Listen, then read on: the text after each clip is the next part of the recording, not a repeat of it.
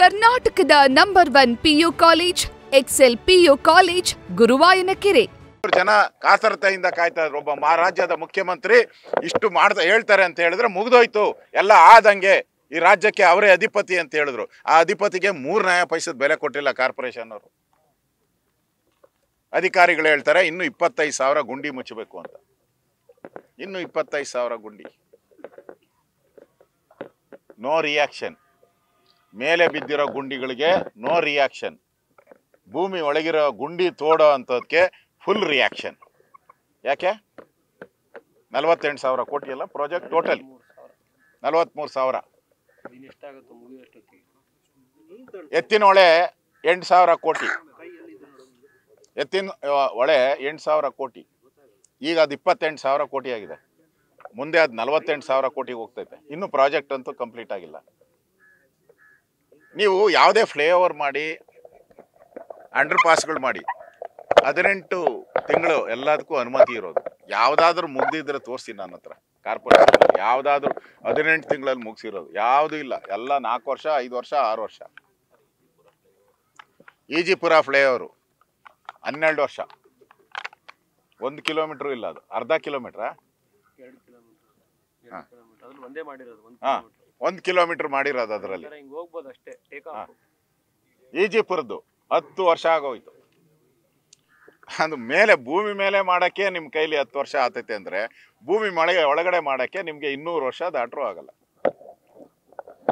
ನಾವ್ಯಾರು ನೋಡಂಗಿಲ್ಲ ಈ ಟನಲ್ ರಸ್ತೆನ. ನಾವ್ಯಾರು ನೋಡಂಗಿಲ್ಲ. ನೆಕ್ಸ್ಟ್ ಜನ್ರೇಷನ್ ಅವ್ರು ನೋಡ್ಬೇಕಷ್ಟೇ ಈ ಟನಲ್ ರಸ್ತೆ. ಮರಿ ಮಕ್ಕಳು ನೋಡಬೇಕು. ಇವತ್ತು ಈಗಾಗಲೇ ಗ್ಯಾರಂಟಿ ಯೋಜನೆಗಳಿಂದ ಆರ್ಥಿಕ ಪರಿಸ್ಥಿತಿ ಕುಸಿದೋಗಿದೆ. ನೀವು ಮತ್ತೆ ಈ ಥರದ ಪ್ರೋಗ್ರಾಮ್ ಮಾಡೋದ್ರಿಂದ ಇವತ್ತು ಬೆಂಗಳೂರಿನ ಪರಿಸ್ಥಿತಿ ಏನಾಗ್ಬೋದು ಅನ್ನೋದಕ್ಕೆ ಯೋಚನೆ ಮಾಡಬೇಕು. ಬೆಂಗಳೂರು ಜನ ಯೋಚನೆ ಮಾಡ್ತಾ ಇದ್ದಾರೆ. ಈ ಟನಲ್ ರೋಡ್ ರಸ್ತೆಗೆ ನಾವು ಲೆಕ್ಕ ಮಾಡಿದ್ರಿ, 1 ತಿಂಗಳಿಗೆ ಅವನು ಟನಲ್ ರೋಡಲ್ಲಿ ಟ್ರಾವೆಲ್ ಮಾಡಿದ್ರೆ ಅವನು 16,000ದಿಂದ 18,000 ರೂಪಾಯಿ ಕಟ್ಟಬೇಕು ತಿಂಗಳಿಗೆ. ಭಾನುವಾರ ಹೋಗ್ಲಿಲ್ಲ ಅಂದ್ರೆ, ಭಾನುವಾರ ಹೋಗಿಲ್ಲ ಅಂದ್ರೆ, ಹೋದ ಅಂದ್ರೆ 20,000. ಭಾನುವಾರನೂ ಟ್ರಾವೆಲ್ ಮಾಡ್ತೀನಿ ನಾನು, ಶನಿವಾರನೂ ಟ್ರಾವೆಲ್ ಮಾಡ್ತೀನಿ ಅಂದ್ರೆ 20,000 ಕೊಡ್ಬೇಕು ಅವನು ತಿಂಗಳಿಗೆ. ಅಷ್ಟು ಕಟ್ಬಿಟ್ರೆ ಒಂದು ಇದ್ರ ಕಾರ್, ಬೆನ್ಸ್ ಕಾರೇ ಬಂದ್ಬಿಡ್ತೈತೆ. ಈ ಲೋನ್ ಕಟ್ಬಿಟ್ರೆ ಅದು EMI ಕಟ್ಬಿಟ್ರೆ ಹೊಸ ಕಾರೇ ಬಂದ್ಬಿಡ್ತೈತೆ. ಹೋಮ್ ಲೋನ್ ತಗೊಂಡು ಮನೆ ಕಟ್ಬಿಡ್ಬೋದು. ಆರಾಮ್ಸೆ 20,000 ರೂಪಾಯಿ ತಿಂಗಳು ಕಟ್ತೀನಿ ಅಂದ್ರೆ ಒಳ್ಳೆ ವಿಲ್ಲಾ ಬಂದ್ಬಿಡುತ್ತೆ ನಿಮ್ಗೆ. 3 ಬೆಡ್ರೂಮ್ ವಿಲ್ಲಾ ಬಂದ್ಬಿಡುತ್ತೆ ಒಟ್ಟು ಆರಾಮ್ಸೆ. ಯಾರು ಮಾಡ್ತಾರೆ ಇದು? 20,000 ರೂಪಾಯಿ ಕೊಟ್ಟು ಯಾರು ಹೋಗುವಂಥವ್ರು ಯಾರಿದ್ದಾರೆ? ಮತ್ತೆ ನಮ್ಮ ಅಶ್ವಥ್ ನಾರಾಯಣ ಅವರು ನೆನ್ನೆಯಿಂದ ನನಗೆ ನಿರಂತರವಾಗಿ ಕಾಲ್ ಮೇಲೆ ರಿಂಗ್ ಆಗ್ತಾನೆ ಇದೆ ಟೋನು. ಇದು ಅಂತ, ಅಣ್ಣ ನನ್ಗೆ ಮಲ್ಲೇಶ್ವರದಲ್ಲಿ ಔಟ್ಲೆಟ್ ಕೊಟ್ಬಿಟ್ಟಿದ್ದಾರೆ, ಇನ್ಲೆಟ್ ಕೊಟ್ಬಿಟ್ಟಿದ್ದಾರೆ. ಈಗ ನಾವು ಪೂರ್ತಿ ಟ್ರಾಫಿಕ್ ಸ್ಯಾಂಕಿ ಕೆರೆ ಹತ್ರ, ಸ್ಯಾಂಕಿ ಕೆರೆ ಹತ್ರ ಕೊಟ್ಟಿದ್ದಾರೆ. ದಕ್ಷಿಣದಲ್ಲಿ ಲಾಲ್ಬಾಗ್, ಉತ್ತರದಲ್ಲಿ ಸ್ಯಾಂಕಿ. ದಕ್ಷಿಣದಲ್ಲಿ ಲಾಲ್ಬಾಗ್ ಕೆರೆ ಮುಳುಗ್ತೈತೆ.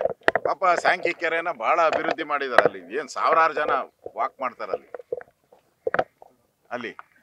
ಆ ಟ್ಯಾಂಕ್ ಹತ್ರನೇ ಬಂಡ್ ಹತ್ರ ಔಟ್ಲೆಟ್ ಇನ್ಲೆಟ್ ಬಂದಿದೆ. ಈಗಲೇ ಅಲ್ಲಿ ಆ ರೋಡ್ ಮಾಡೋಕ್ಕೆ ಕಳೆದ 10 ವರ್ಷದಿಂದ ಟ್ರೈ ಮಾಡ್ತಾ ಇದ್ರಿ. ಕೋರ್ಟಿಂದ ಸ್ಟೇ ಇದ್ದು ಸ್ಕೂಲ್ ಹತ್ರ, ಸ್ಟೆಲಾ ಮೇರಿಸ್ ಸ್ಕೂಲ್ ಆಗ್ತಾನೆ ಇಲ್ಲ. ರೋಡ್ ಅಲ್ಲಿ ಇರೋ ರೋಡ್ನೇ ಮಾಡೋಕ್ಕೆ ಆಗ್ತಾನೆ ಇಲ್ಲ. ಕೋರ್ಟ್ ಸ್ಟೇ ತಂದು ಆಗಿದೆ.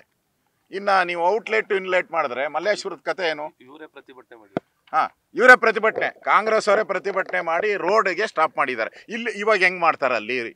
ನಾನು ಅವ್ರಿಗೆ ಪ್ರಶ್ನೆ, ನೀವೇ ಅಲ್ಲಿ ಸ್ಯಾಂಕಿ ಟ್ಯಾಂಕ್ ರೋಡ್ ಮಾಡೋವಾಗ ಕಾಂಗ್ರೆಸ್ ಅವರೆಲ್ಲ ಹೋಗಿ ಪ್ರತಿಭಟನೆ ಮಾಡಿ ನಿಲ್ಸಿದ್ರಿ.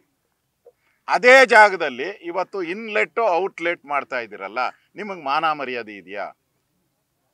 ಯಾವ ಕಾರಣಕ್ಕೋಸ್ಕರ ಇವತ್ತು ಅಲ್ಲಿ ಔಟ್ಲೆಟ್ ಮಾಡಿದ್ರಿ? ಈಗಲೇ ಮಲ್ಲೇಶ್ವರ ಜಾಮ್ ಆಗಿದೆ. ವಿಧಾನಸೌಧಕ್ಕೆ ಹೋಗುವಂಥ ದಾರಿ ಅದು. ಅಲ್ಲೇ ನೀವು ಇನ್ಲೆಟ್ ಔಟ್ಲೆಟ್ ಮಾಡಿದ್ರೆ ನಾಳೆ ಅಸೆಂಬ್ಲಿ ನಡೆಯೋದೇ ಡೌಟು. ಆ ಪರಿಸ್ಥಿತಿ, ಟ್ರಾಫಿಕ್ ಜಾಮ್ ಆಗ್ತೈತೆ. ಅಂದರೆ ಈ ಒಂದು ಪ್ರಾಜೆಕ್ಟ್ ಏನಿದೆ ಇಲ್ಲಿ ಪೂರ್ತಿಯಾಗಿ ಇದನ್ನು ನೀವು ನೋಡಿದ್ರೆ ಇದರಿಂದ ಸಾರ್ವಜನಿಕರಿಗೆ ಏನು ಹೆಲ್ಪ್ ಆಗೋ ಥರ ಕಾಣಲ್ಲ.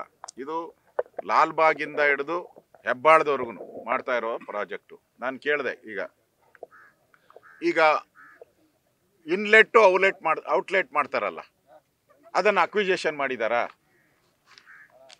ಮಾಡಿಲ್ಲ.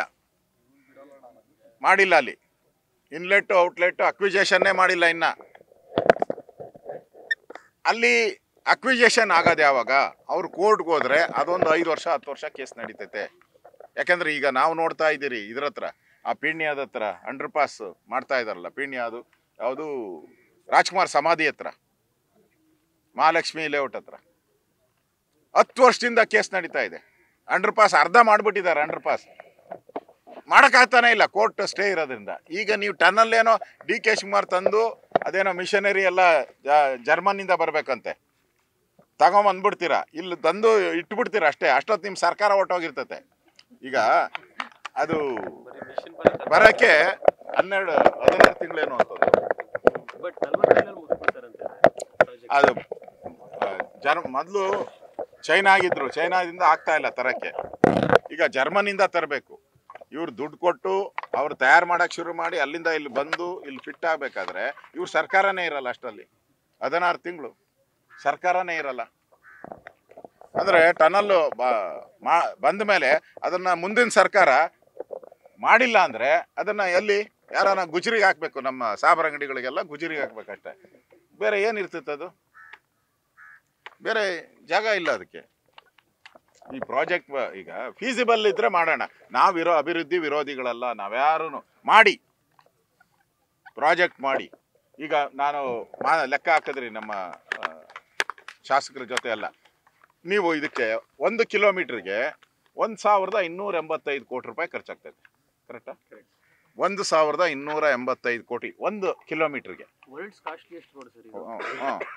ವರ್ಲ್ಡ್ ಅಲ್ಲ, ಇದು ನಮ್ಮ ಇವರು ಸ್ಯಾಟಲೈಟ್ ಬಿಟ್ರಲ್ಲ, ಇದಕ್ಕಿಂತ ಚೀಪು ಸ್ಯಾಟಲೈಟು. ಇದು ಮಂಗಳ ಗ್ರಹಕ್ಕೆ ಹೋಯ್ತಲ್ಲ, ಆಟೋ ರಿಕ್ಷಾ ರೇಟಲ್ಲಿ ಹೋಯ್ತು ಅಂತ ಅಮೆರಿಕಾದ ನ್ಯಾಸಾದಲ್ಲಿ ಚರ್ಚೆ ಆಯ್ತಂತೆ. ಭಾರತೀಯರು ಎಷ್ಟು ಮುಂದುವರೆದಿದ್ದಾರೆ ಅಂತೇಳಿ ಆಟೋ ರಿಕ್ಷಾ ಚಾರ್ಜಲ್ಲಿ ಹೋಯ್ತು. ಇದು ಇದಕ್ಕೆ ಹೋಗ್ತಾ ಇರಲ್ಲ, ಅದಕ್ಕಿಂತ ಕಾಸ್ಟ್ಲಿ ಇದು. ಆ ಸ್ಯಾಟಲೈಟ್ ಇಂತ ಕಾಸ್ಟ್ಲಿ ಇದು ನೋಡಿ.